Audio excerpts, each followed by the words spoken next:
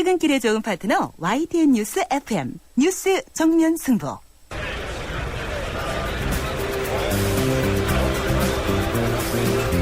그들의 이야기가 아닌 우리, 진짜 우리들의 이야기를 들어봅니다. 시장에서 만난 오늘의 민심, 시장의 소리. 안녕하세요. 강남으로 쇼핑 온 임동원이라고 합니다. 반값 등록금을 시행하려다가 세액이 부족해서 못하는 건데 그걸 어거지로 하려고 하다 보면 결국은 또 국민들한테 세금을 더 어디서든지 충당하려고 할 거고, 그러면 서민들은 더 돈을 나갈 거고, 뭐 어차피 그 돈이 그 돈이니까 차라리 안 하는 게 나을 것 같아요. 약속을 꼭 지키려고 하다가 더 잘못되는 것보다는 차라리 지금처럼 못 지키겠다고 미리 말하는 게 더 낫지 않을까 싶네요. 있는 그대로만 했으면 좋겠어요. 말하고 포장하지도 말고 국민들한테 얘기할 때도 지금처럼 그냥 못하면 못한다, 그러면 국민들도 어느 정도 대비를 하는데 나라 사정이 어려우면 못하는 거고, 그러니까 있는 그대로 솔직하게 말해줬으면 좋겠어요. 정부도. 네. 자, 이 시간 3라운드 진짜 민심이 들리는 곳, 시장에서 우리 여러분들의 목소리를 전해드리고 있는데요. 오늘 이 시장의 소리에는 강남으로 쇼핑하러 오신 임동훈 씨의 목소리였습니다.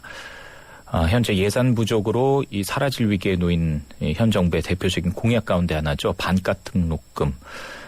있는 그대로 이야기해 줬으면 좋겠다라는 의견이 우리 임동훈 씨의 의견이었습니다. 자, 반값 등록금 이야기는요, 저희들이 3라운드에서요 더 자세히 좀 짚어보도록 하겠습니다. 자, 오늘 뉴스 정면 승부 yes, no 주제는요, 철도 파업 지도부 검거를 위한 공권력 개입 옳은 결정이었습니까? 예. 앞서 계속 관련 인터뷰를 전해드렸는데 우리 청취자분들의 반응도 굉장히 뜨겁습니다. 예. 페이지가 무섭게 올라갈 정도인데요. 몇 가지만 소개를 해드리겠습니다. 1939님, 예스입니다. 법 질서가 올바로 서야 민주국가 아닐까요? 하셨고요. 또 3022님, 노. 정부가 국민에게 신뢰를 못 주니까요. 먼저 국민에게 믿음을 줘야 하지 않을까요? 라고 얘기하셨고요. 또 3074님은 파업은 불법입니다. 이번 기회에 귀족노조 뿌리 뽑아야 합니다. 이런 의견도 있었고요. 또 1333님, 법과 원칙에 따라 처리한다는 경찰이 이 체포영장만 있고 수색영장 없이 이번에 취한 행동이 과연 잘한 일일까요? 예, 저희 문자창에서도 우리 청취자 여러분들의 갑론을박이 벌어지고 있습니다. 자, 여러분들의 의견 계속 기다리겠습니다. 샵 0945, 우물정 0945, 50원의 유료 문자 열려 있습니다. 네, 뉴스 정면 승부 3라운드 시작하죠.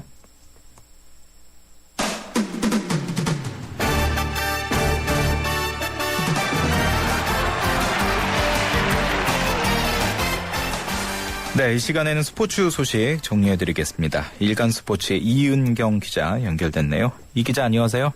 네, 안녕하세요. 네. 자, 일단 추신수 선수 그리고 이대호 선수 소식이 들어왔는데요. 먼저 추신수 선수는 텍사스와 계약을 했군요. 네, 이게 어제 굉장한 화제가 됐죠. 네네. 한국 시간으로 어제 새벽이었고요. 텍사스 레인저스와 7년 총액 1억 3천만 원 달러, 한국 돈으로는 1,379억 원에 계약을 했습니다. 예. 역대 메이저리그 아시아 선수 최고액의 계약을 성사시키면서 말 그대로 FA 대박을 터뜨렸습니다. 네. 오늘 관련 기사 계속 많이 나오고 있는데요. 계산들을 많이 했더라고요. 그래서 시간당 200만 원 정도, 그리고 하루에만 5천만 원이 넘는 돈을 받는 셈이다. 이렇게 계속 얘기들을 하고 있는데요. 사실 추신수 선수 그동안 마이너리그부터 거치면서 정말 이제 고생하고 노력한 대가를 이번 FA 대박으로 받았다고 볼 수 있고요. 오늘은 또 일본의 니칸 스포츠가 소프트뱅크의 크리스마스 선물로 이대호 영입이 결정됐다, 이렇게 보도를 했습니다. 예. 이대호 선수 올해까지 오릭스에서 뛰다가 FA가 됐는데요. 예. 앞으로 소프트뱅크 유니폼을 입게 될 전망입니다. 보도가 먼저 나온 거군요. 예, 그렇죠. 일본의 관례가 이제 우리나라나 메이저리그하고는 조금 다른 것 같은데요. 이 언론을 통해서 이렇게 공식적으로 보도가 먼저 되는 경우가 굉장히 많다고 하네요. 예. 그래서 구단의 공식 발표는 내일 나올 예정이라고 하고요. 소프트뱅크는 이대호를 다음 시즌 4번 타자로 쓴다는 계획입니다.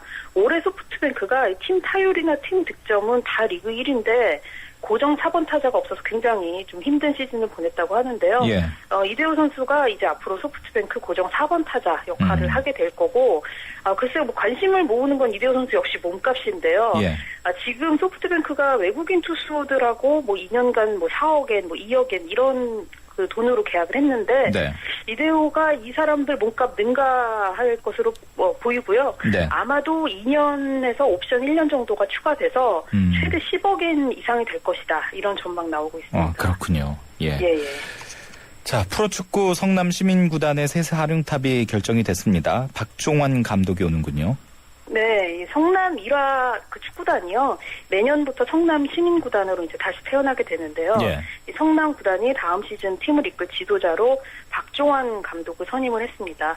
그래서 오늘 이제 공식 취임식, 임명장 수여식이 있었는데요.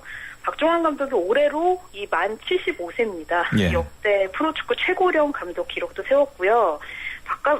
박종환 감독 하면 올드 팬들에게는 뭐 너무나 익숙한 스타 감독인데, 그렇죠.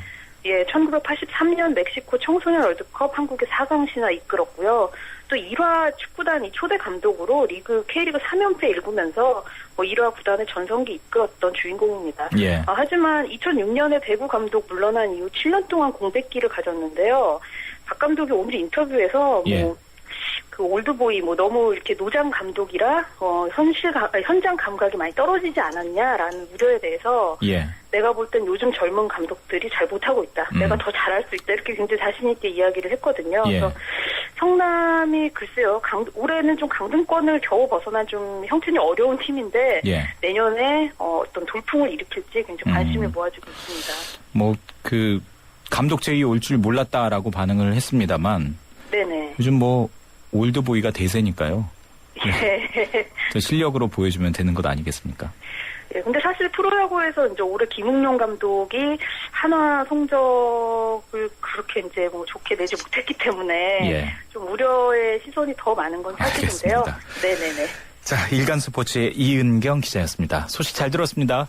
네, 감사합니다. 네. 자, 교통 상황도 전해드리도록 하겠습니다. 박화영 캐스터. 예, 저녁 시간 계속 흘러가는데 정체가 계속 길게 이어집니다. 간선도로는 물론이고 도심 곳곳으로 정체가 많이 되고 있는데요. 종로는 4가에서 3가를 지나 1가까지 정체골이 길게 이어지고요. 퇴계로는 4가에서 2가를 지나 회원 사거리 쪽으로 차가 많은 상황입니다. 요즘 신촌이나 이대 부근으로 많이 밀리는 거 느끼실 겁니다. 현재도 신촌로 이대역에서 신촌역까지 많이 밀리고 있고요. 공동로 통해서 공도 오거리에서 아현역 쪽으로도 답답하게 풀립니다. 동교로 홍대에서 합정역을 지나는데도 시속 20km 내외로 천천히 가고 있습니다. 간선도로 중에서는 강변북로나 올림픽대로 강동서간 이동이 불편한데요. 특히 강변북로는 난지도 일대에서 반포대교까지 양방향 정체가 되고요. 구리 쪽으로 영동대교까지 더 긴 정체를 보입니다. 뉴스 정면승부 교통정보였습니다.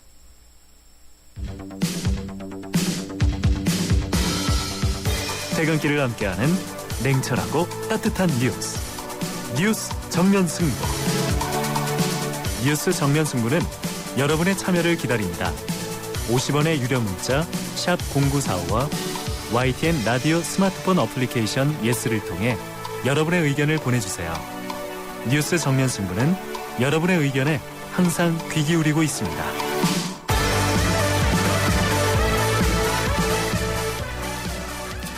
네, 뉴스 정면 승부 3라운드 정면 인터뷰 진행하겠습니다.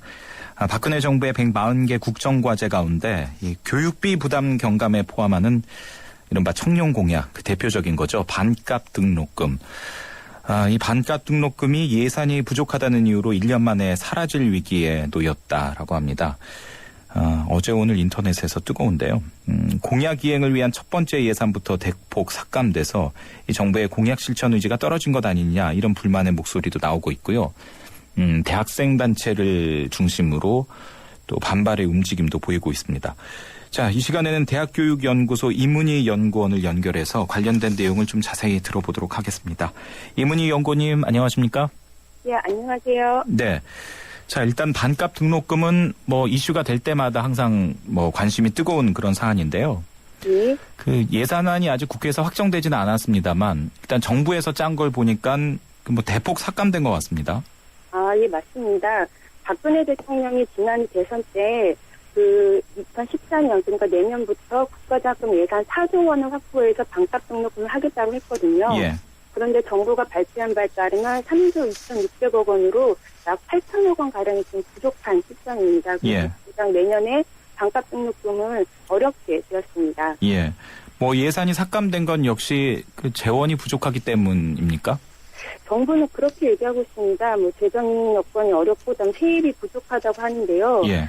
이것은 사실상 작년에 박근혜 대통령이 그 반값 등록금 관련해서 공약을 하면서 이 재정을 어떻게 마련할 것이다라는 재정 확보 방안이 없었거든요. 예.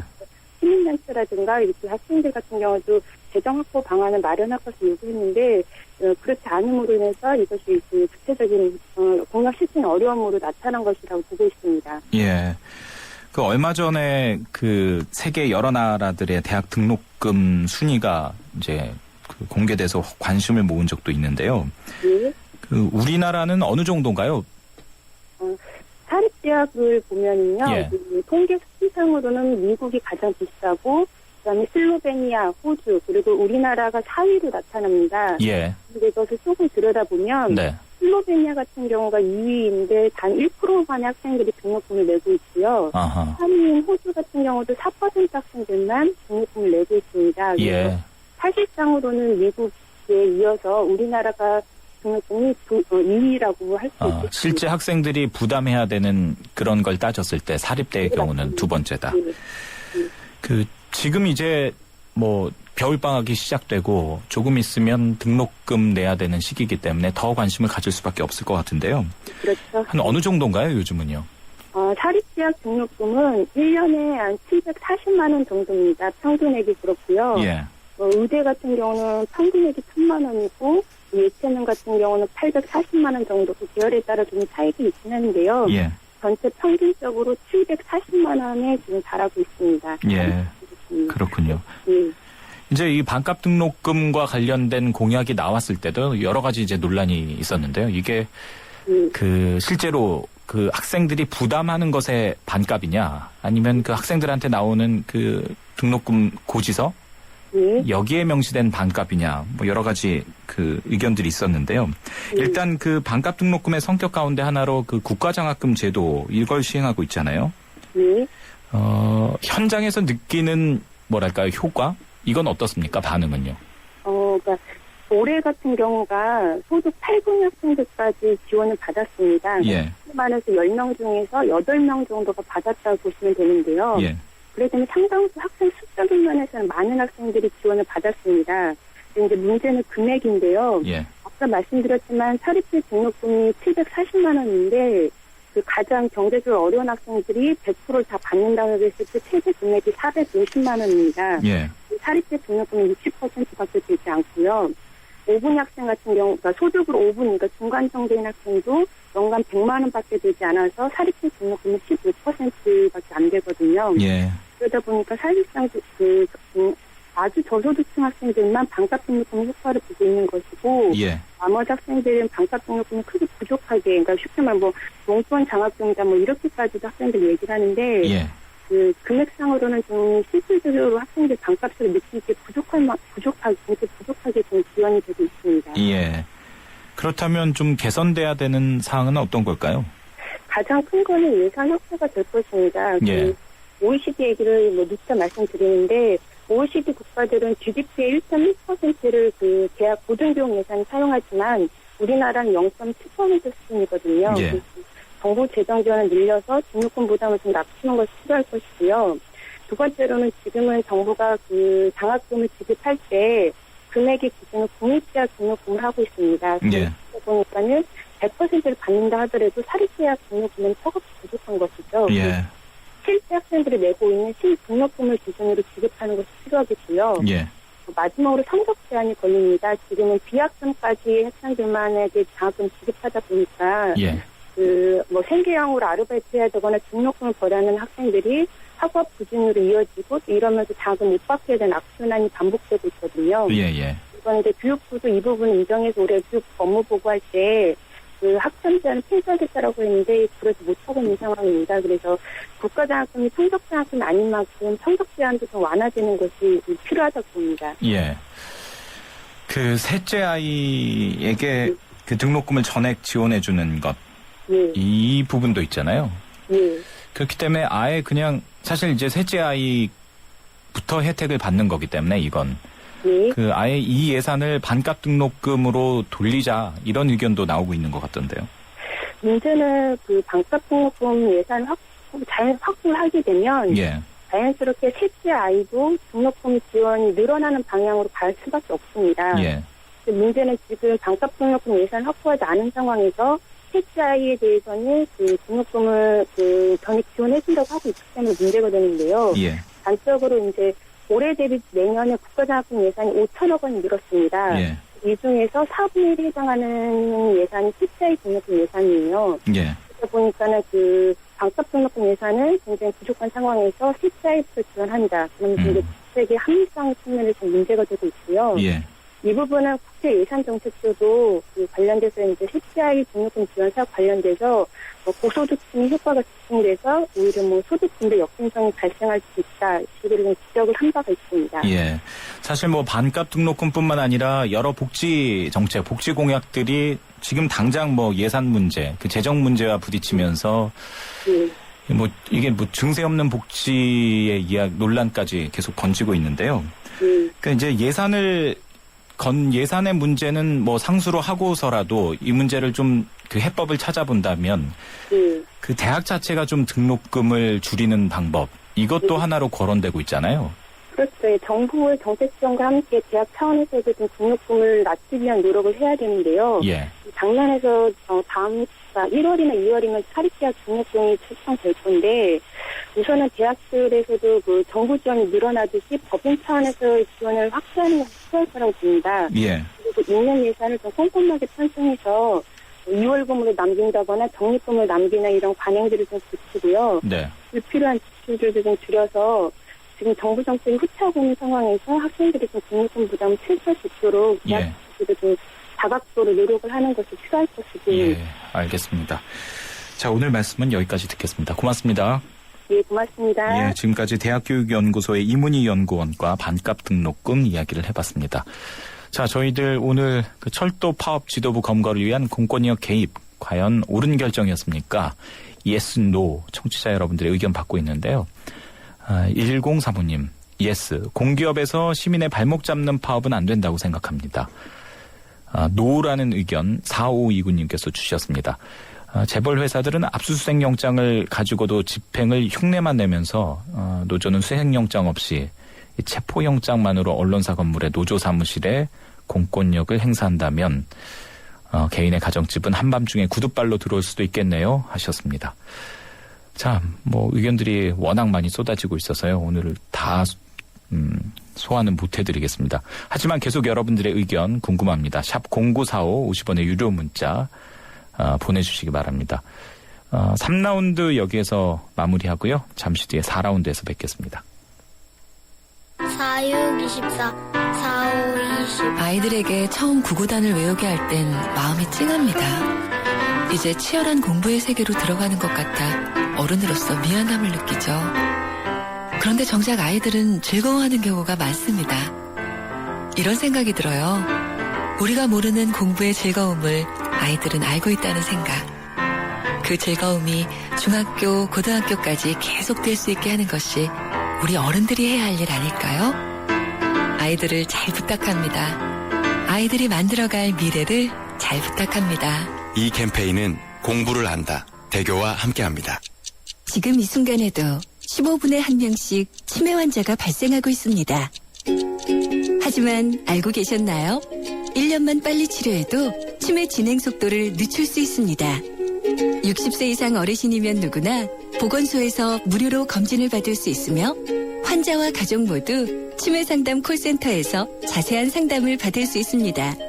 치매 조기 검진, 가족의 미래를 바꿉니다. 18세부터 99세까지 88하게 1899-9988 치매 상담 콜센터로 전화주세요. 이 캠페인은 힘이 되는 평생 친구 보건복지부가 함께합니다. 있는 뉴스 깨어있는 방송 한국의 뉴스 채널 YTN 뉴스 FM. 네, 뉴스 정면 승부 4라운드입니다. 자, 이 시간 잠시 예고해드리겠습니다. 지난주에 미국이 양적 완화 축소 결정을 발표하면서 그 여파에 대한 관심 또 분석 많은 관심을 모았는데요. 저희들이 매주 월요일 경제로 보는 세상 이 시간에는 선대인 경제연구소 선대인 소장과 함께 이 미국의 양적 완화 축소 그 여파가 어떤 형식으로 우리나라에게 미치게 될지 좀 자세히 들여다보도록 하겠습니다. 자, 4라운드 광고 뒤에 시작합니다. 모카골드. 준기야, 다른 건 왜 이 맛이 안 날까? 상현 선배, 손 좀 줘봐요. 원두? 원두 좋아진 거 느껴져요? 더 좋은 원두로 더 맛있어진 모카골드가 시작됩니다. 맛있다. 맛있는 커피의 황금 비율. 맥심 모카골드. 한화생명은 알아요. 따뜻한 잔소리의 놀라운 효과를. 남편 뱃살 빼고 아내 지름신 막고 애들 게임 시간 줄이고. 어때요?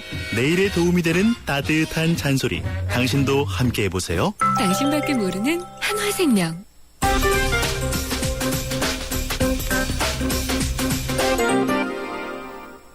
네, 이 시간에는 경제 뉴스 정리를 해드리겠습니다. 머니투데이의 김태은 기자 연결됐습니다. 김 기자, 안녕하세요. 네, 안녕하세요. 네.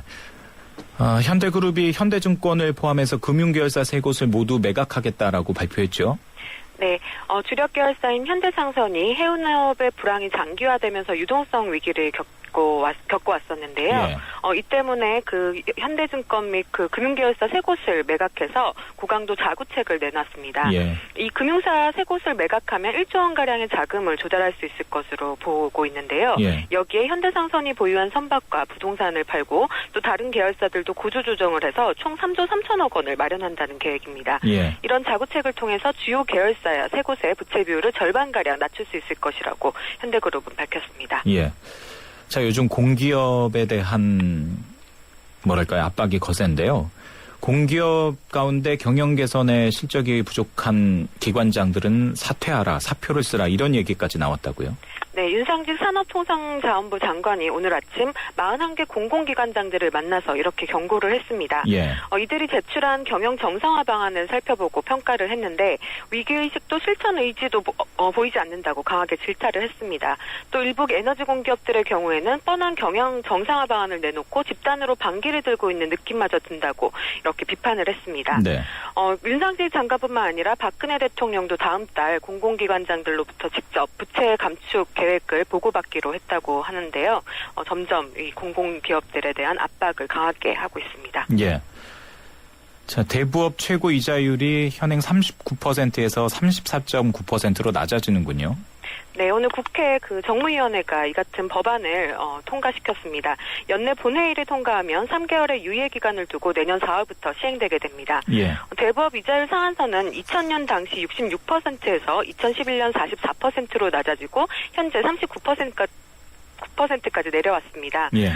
야당은 당초 30%까지 낮추자고 주장을 했지만 여당은 너무 갑자기 크게 내리게 되면 시장에 부정적인 영향을 줄 수 있다고 해서 이렇게 절충점을 찾은 겁니다. 예. 그런데 이 상한선은 2015년 말까지만 유효하기 때문에 2016년에는 법 개정을 통해서 다시 조정이 될 전망입니다. 예, 알겠습니다. 머니투데이의 김태은 기자였습니다. 소식 잘 들었습니다. 감사합니다.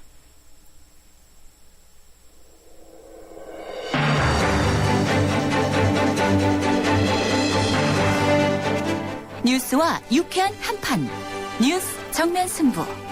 진짜 경제 이야기. 경제로 보는 세상. 네, 뉴스 정면 승부 4라운드 경제로 보는 세상 시간 진행하겠습니다.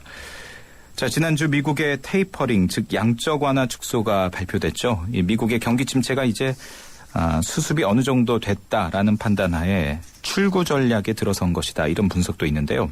전 세계 경제에 미치는 영향은 물론 우리나라 경제에도 적잖은 후폭풍이 예상됩니다.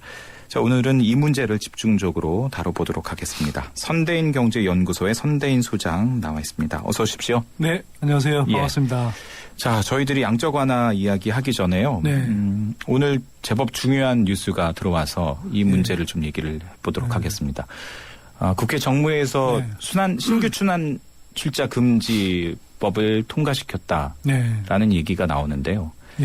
재벌의 그 지배구조 문제와 아주 직결된 거라서. 그렇죠. 이게 뭐 경제 민주화 논의에서 이제 가장 핵심적인 주제였고 또 법안 중에 하나였죠. 그래서 이제 지금까지 그 한국 경제에서 재벌의 경제력 집중이 이렇게 지속되어 오고 또 한편으로는 재벌 총수 일가가 소수의 지분을 가지고 전 그룹을 이렇게 좀 뭐 전일적으로 지배해온 뭐 그런 관행에 이제 제동을 걸기 위해서 순환 출자 금지가 이제 지난해 많이 논의가 됐었고요. 이게 뭐 어쨌거나 한 1년 가량의 진통을 겪어서 드디어 이제 좀 통과가 됐는데요. 뭐 순환 출자 그러면 사실 아직도 많은 분들이 어렵게 생각하시죠. 네, 그렇죠. 그러니까 원래는 이제 어떤 A라는 기업이 B라는 기업에 출자를 하게 되면 그 이제 실제 자본을 이제 출자를 해줘야 되는데 이 순환 출자라는 건 뭐냐 하면 이게 A, B, C, D가 이렇게 순환 원고리를 그리듯이 해서 실제로는 A가 B한테 해준 걸 통해서 B가 C를 해주고 C가 D를 해주고 다시 D가 A를 해주는 식으로 그렇게 한 바퀴 돌면 사실은 A가 B에 처음 해준 거 그거 한 정도의 이제 그 출자액만 가지고 서로 이제 그 재벌 계열사들이 엮여가면서 이 투자가 늘어난 것, 자본이 이렇게 늘어난 것처럼 만들어주고. 그런데 그걸 통해서 이제 사실은 그 소수의 지분을 가지고 재벌 그룹들이 그룹 전체 계열사들을 이렇게 장악하는 그런 이제 구조가 되었던 거거든요. 근데 오늘 이제 그걸 뭐 보기에 따라서 좀 미흡한 느낌도 있습니다만 어쨌거나 이제 여야 정무위에서 국회 정무위에서 순환 출자 금지를 향후에 이제 원칙적으로 금지하는 것으로 그렇게 이제 통과가 됐고요. 이게 오늘 그 통과가 돼서 한 30일 국회 본회의에 상정해서 이제 통과될 전망이다.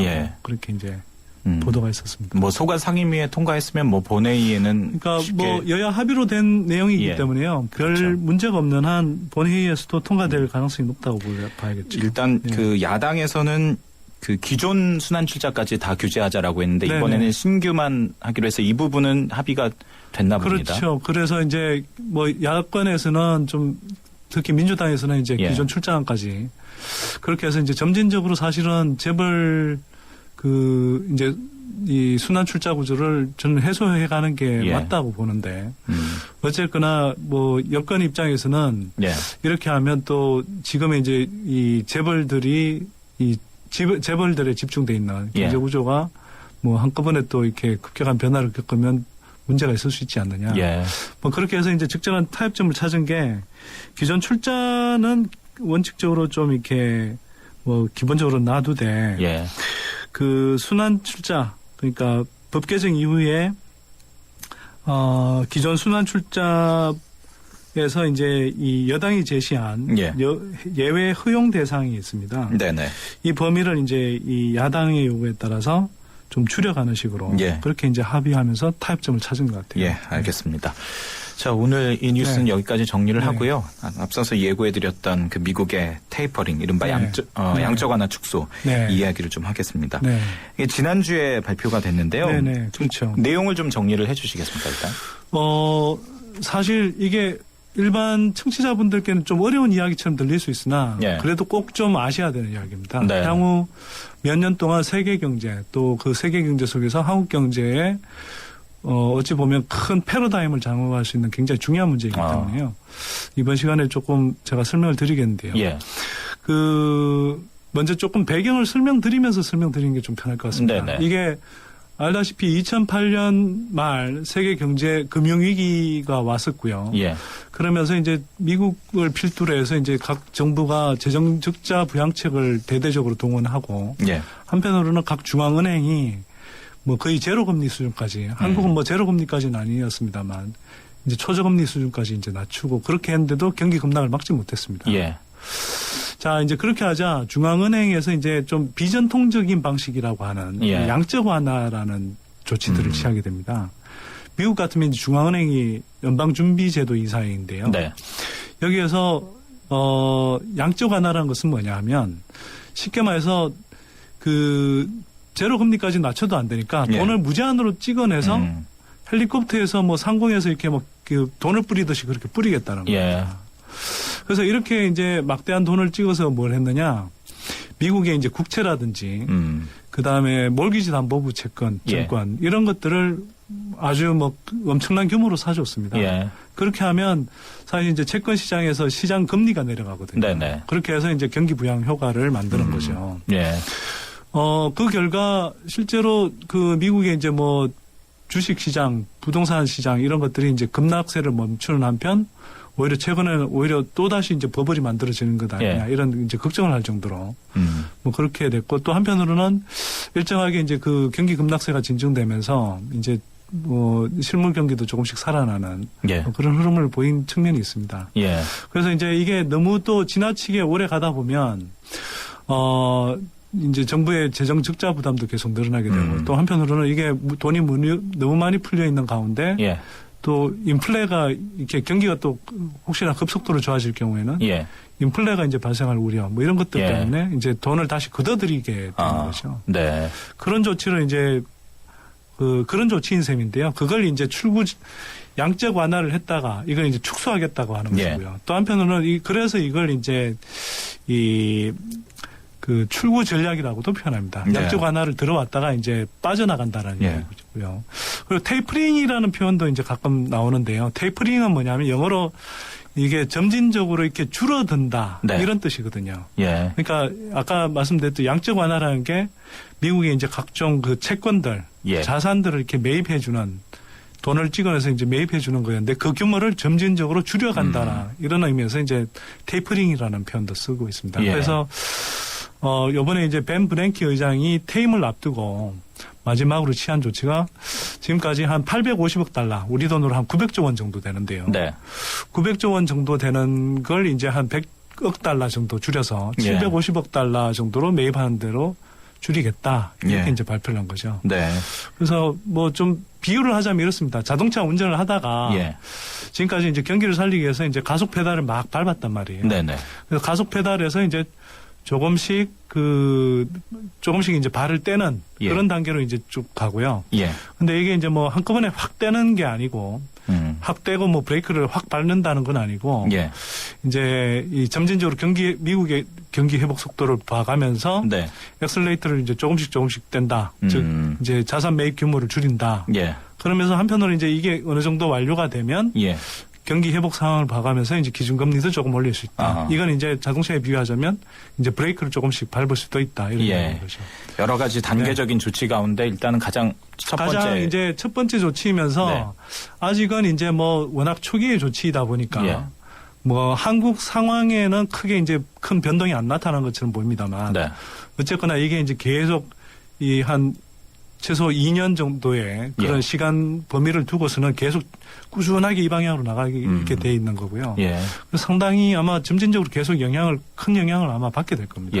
그 앞서서 맥락을 이렇게 짚어주실 때 돈이 시중에 많이 풀림으로 인해서 과열되는 것, 인플레 이런 부분들을 우려했다라고 얘기하셨는데 그렇다면 그 미국의 경기가 그 유동성 확대로 인해서 어느 정도 좀 좋아졌느냐 그런 신호도 있었기 때문에 축소를 한 겁니까? 관련성이 있나요? 그렇죠. 뭐 아까 이제 말씀드린 대로 주식시장 같은 경우는 뭐 지금 새로 버블을 우려할 정도로 예를 들어서 뭐 주식시장이 2008년 뭐 경제 위기 오기 전에 한 14,000포인트까지 갔다가 다우지수가요. 그게 지금은 뭐 아무리 회복됐다고는 하더라도 여전히 경제 위기 전 비해서는 굉장히 취약한 상태 아니겠습니까? 근데 이미 거의 뭐 16,000포인트를 이렇게 육박할 정도로. 그러니까 사실 이제 돈을 푸니까 그 돈들이 또 어디로 가겠습니까? 이게 생산 경제는 충분히 아직 활성화 안 되니까. 다 이제 뭐 금융시장인데 사실 돈 넣고 돈 먹기 시기에 그 시장들로 이제 다 흘러가는 거죠. 그게 이제 미국의 주식시장으로도 흘러가고 또 한편으로 이제 미국의 부동산 시장으로도 일정하게 흘러가고 또 그게 미국 내에서만 머무르는 게 아니라 뭐 금융위기 전처럼 또 이제 세계 각국에 이제 들어가서 주가를 끌어올린다든지 또 부동산 시장을 일정하게 이렇게 뭐 끌어올리는 뭐 그런 효과들을 만드는 거죠. 그러면 이번 조치 발표로 당장 우리 경제에 미치는 영향은 없었나요? 그러니까 당장의 반응은 크게 나타나진 않았습니다. 이게 그러니까 저는 이렇게 이야기를 합니다. 그러니까 그동안 양적 완화라는 엄청난 돈의 힘으로 진통제를 세계 경제가 맞이한 거거든요. 예. 그래서 이 진통제를 써서 이제 줄여갑니다. 네. 그러면 전에 그 진통제 때문에 잊고 있었던 그 예. 통증들이 조금씩 이제 다시 느껴지겠죠. 근데 그 돈의 힘이라는 그 진통제를 세게 맞았던 나라일수록 이 진통제 효과가 사라지면 그만큼 그 충격 또 예. 통증이 크게 느껴지겠죠. 그렇겠네요. 이런 나라들이 이제 흔히 이야기하는 뭐 신흥국 중에 이제 브라질, 인도, 인도네시아, 예. 뭐 또 뭐 남아프리카 공화국 뭐 이런 나라들이 있는데요. 이런 나라들이 사실 양적 완화 기간에 이제 풀려난 돈들이 또 막 엄청나게 저희가 뭐 돈 된다 해서 이렇게 막 들어갔던 데거든요. 예. 근데 그런 나라들에서 이제 미국의 이제 그 양적 완화 축소가 된다는 건 미국의 금리가 올라간다는 것이고 네. 그 미국의 올라가는 금리를 보고 이제 또 미국 채권 시장으로 돈이 몰리게 되거든요. 예. 그럼 미국으로 다시 돈이 이제 빠져나가게 되면 네. 그 들어왔던 돈들이 또 급격하게 빠져나가면서 이제 여러 가지 뭐 주가가 폭락한다든지 또 환율이 뛴다든지 하는 그런 이제 큰 충격이 생기는 거고요. 네. 뭐 사실은 한국도 예. 저는 상당히 좀 뭐 지금 당장은 아니지만 예. 상당히 불안한 요인이 많다고 생각하는 게 예. 지난 몇 년 동안 다른 나라가 다 부채를 줄일 때 우리는 뭐 가계부채도 한 300조 원 늘렸고 예. 뭐 공공부채도 거의 400조 원 또 민간 기업 부문에서도 부채가 상당히 많이 늘어났습니다. 지금 네네. 계속 뭐 줄도산 이야기들이 나오고 그러지 않습니까? 예. 그래서 이런 상태인데 그나마 초저금 우리는 뭐 미국 정도의 초저금리는 아니었지만 예. 한국 국내 상황을 생각할 때 할 수 있는 거의 최저금리 수준으로 이렇게 계속 낮춘 가운데 부채를 너무 늘려왔거든요. 예. 이게 이제 빠져나가면서 만약 이제 그 금리가 이게 기준금리는 아니어도 예. 흔히 이제 채권 금리에 연동돼 있는 예. 그 시장 금리가 오르게 되면 네. 상당한 이제 부담을 지게 되죠. 일단은 그러니까 우리나라 부채가 워낙 많다 보니까 네. 양적 완화 축소 이후에 금리가 오를 경우 네. 그 여파를 굉장히 크게 받게 될 것이다. 그렇죠. 이런 지금 얘기신데. 아까 뭐 부채 늘어난 액수만 이야기했는데요. 예. 지금 그렇게 해서 그 뭐 공공부문 그다음에 가계 또 기업 다 합치면은 전체 부채가 한 3,300조 원 정도 됩니다. 네네. 엄청난 액수죠. 예. 그러니까 한 해 GDP의 거의 뭐 2.5배 이상 될 정도로 부채를 지금 우리가 떠안고 있는 셈인데요. 예. 이게 예를 들어서 지금 금리보다 한 1%포인트 뭐 최종적으로 올라간다. 예. 이러면 3,300조에 대한 1% 금리만 하더라도 33조가 되버리거든요. 그렇죠. 그 부담을 또 안아야 된다는 예. 것입니다. 그러니까 상당히 큰 뭐 파장을 줄 수 있는 거죠. 그렇다면요, 뭐 금리 인상도 앞서서 잠깐 언급을 하셨습니다만, 뭐 미국의 기준금리, 우리나라 기준금리, 뭐 시장금리 이렇게 다 연동이 될 텐데, 네. 그 인상 시기와 폭은 어느 정도 예측할 수 있나요? 그러면요? 그러니까 그걸 뭐 일률적으로 예측할 수는 없는데요. 예. 지금 당장은 아까도 말씀드렸듯이 한국 시장에서 당장 큰 뭐 충격이 발생하는 것처럼 그렇게 보이지는 않습니다. 오히려 뭐 지금 축소를 할 때보다 그 벤 버냉키 의장이 5월 말에 네. 출구 전략을 이렇게 실제로 시행하지는 않으면서도 이제 발언을 했던 적이 있거든요. 예. 뭐 기억하시겠습니다만. 네. 그때가 오히려 조금 더 뭐 이렇게 외국 자금이 좀 빠져나가는 흐름도 보였고 예. 환율도 이제 상대적으로 뭐 그때 이제 뭐 단기적이지만 좀 뛰기도 했고요. 네네. 그 다음에 그 제일 뚜렷한 변화는 채권 금리가 우리도 올랐습니다. 그때 미국은 이제 벌써 뭐 국채금리하고 모기지 담보부 채권 금리 이런 예. 것들이 벌써 1%포인트 이상 올랐거든요. 예. 한국의 경우도 5월 전까지 이렇게 굉장히 많이 떨어졌던 국채금리, 그 다음에 이렇게 뭐 회사채 금리 이런 예. 것들이 그 이후로 꽤 많이 올랐어요, 이미. 예. 그래서, 지금 당장은 오히려 그때 이후 비하면 뭐 단기적으로는 출렁이는 모습이 좀 덜 합니다만. 네. 이미 올해 4월 이후로 그 시장의 이제 채권 금리는 예. 이미 상승세를 나타내고 있다. 그래서 이게 아까도 말씀드렸듯이 아직은 양적 완화 축소의 초기 단계이기 때문에 네. 여기에서 나타난 걸 보고 뭐 아직 우리 뭐 별 이상 없네 이렇게 안심하고 있어서는 굉장히 예. 곤란한 상황이다는 네. 거죠. 그 금리 부분을 짚어주셨는데요. 네. 또 우리나라는 환율 변동성이 굉장히 또 그렇죠. 취약하잖아요. 예. 이 부분은 어떻습니까? 어떻게? 네, 환율 변동성이 큰 이유가 있습니다. 예. 왜 그러냐 하면 한국도 외국계 단기 투자 자금이 굉장히 많이 들어와 있거든요. 예. 이게 원래는 투자 자금이라고, 외국계 자금이라고 하더라도 국내에 이렇게 공장이라든지 설비 투자를 한다고 그러면. 네. 그런 것들은 상당히 우리한테도 도움될 수 있는 거지만 그게 아니라 들어온 대부분이 한 절반 이상이 다 증권 시장에 들어가거든요. 예. 주식 시장이라든지 채권 시장에 들어갑니다. 그래서 지금 현재 들어와 있는 외국계 자금 규모가 한 450조 원 정도 돼요. 예. 엄청난 규모죠, 사실 네. 그것도. 근데 여기에서 미국 채권 금리가 오른다는 이야기는 뭐냐면 그쪽에 우리가 상대적으로 금리가 올라가지 않으면 예. 그쪽으로 금리를 더 주는 대로 빠져나간다는 거죠. 그렇죠. 쉽게 말해서. 예. 근데 이렇게 빠져나가면 원화 상태로 들어와 있던 게 달러로 바꿔서 이제 다시 나가게 돼 있잖아요. 예. 그러면 달러 값이 올라가게 되고 그건 거꾸로 이야기하면 우리가 이제 원화 가치가 떨어져서 환율이 폭등하게 예. 그러니까 급등할 수도 있다. 네네. 급등까지는 아니어도 이렇게 점진적으로 다시 올라가는. 그래서 그 속도를 조절할 수 있으면 괜찮은데 예. 어떤 계기 때문에 국내외에 이제 예를 들어서 부동산 거품이 혹시라도 꺼진다든지 예. 기업 부실이 크게 이제 번지는 사태가 벌어지면서 네. 마치 이제 연쇄 반응을 일으켜서 이렇게 빠져나가는 상황이 생기면 상당히 좀 환율이 급등하고 예. 또 이게 또 맞물려 있습니다. 보십시오. 이게 증권 시장에 주식 시장에 들어와 있던 돈이 빠져나가면 그만큼 주가가 떨어지는 거 아니겠습니까? 그렇죠. 외국인들이 순매도하고 빠져나간다는 이야기거든요. 예. 또 채권 가격이 떨어진다는 건데 이건 채권 금리가 또 오른다는 이야기입니다. 예. 금리가 또 같이 오르면서 네. 환율이 이제 급등하는 상황이 생길 수도 있기 때문에 예. 아주 부정적인 경우에는 상당히 이제 연쇄적인 복합되는 이제 충격이 동시에 발생할 수도 있는 거죠. 예. 이제 소장님께서 네. 양적 완화 축소가 앞으로 어떻게 단계적으로 우리나라의 경제에 영향을 줄지 좀 정리를 해 주셨는데 입체적으로. 네. 그다음에 말씀 들어보니까 정부에서 금리 인상 시기를 결정한다든가 굉장히 민감하게 시기도 잘 맞추고 그래야 될 것 같은데요. 어떻게 준비를 해야 됩니까, 그러면요? 그래서 저는 이렇게 생각합니다. 이게 논자들에 따라서 좀 다를 수는 있지만 우리가 그만큼 우리도 지금 돈의 힘, 특히 부채에 너무 많이 기대해 왔거든요. 네. 부채 공화국 아닙니까, 이미.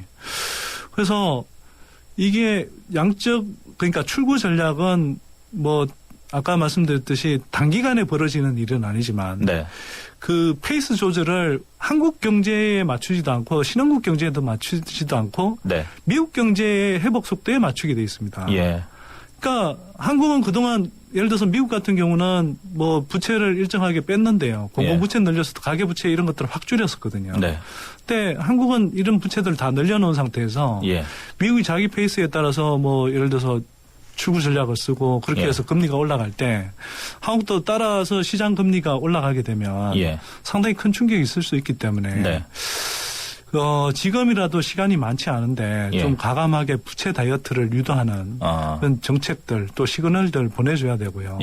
구체적으로는 공공재무 컨설팅을 좀 대대적으로 해서 가계가 자구적으로 이렇게 좀 부채 다이어트를 할 수 있도록 유도하고 또 한편으로는 LTV나 DTI 규제 같은 주택대출 규제 이런 것들도 사실은 자꾸 부동산 업계나 건설업계는 완화하라고 그러는데요.